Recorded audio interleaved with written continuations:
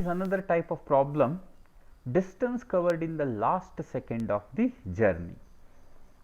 The body falls from rest under gravity.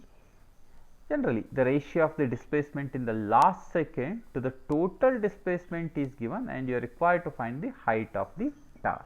This is the general question. Or sometimes it says the height is this much and find out the displacement, etc. Let the total time of the journey be t and then the ratio is n.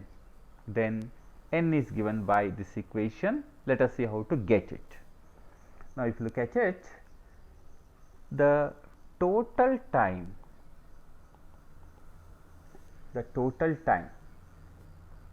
is equal to or is given by S is equal to ut plus half at square.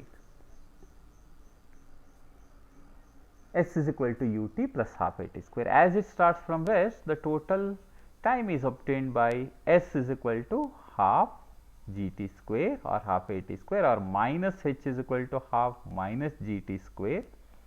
So, we can say h is equal to half gt square. This is the total displacement, and if I consider the displacement in the nth second of the journey, that is given by Sn, which you know is u plus a by 2 into 2n minus 1. So, this is equal to u is 0, this is minus Sn.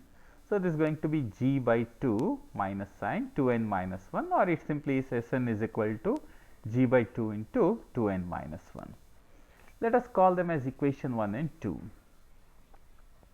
So, the ratio of the displacement in the last second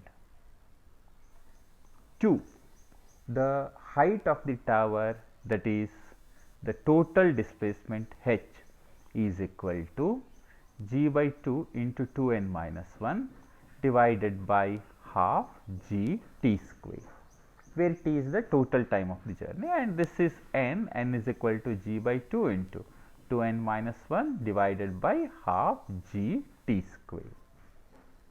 So, we can solve it for the value of t, that is the total time of the journey, or we can find out n, or we can find out the ratio.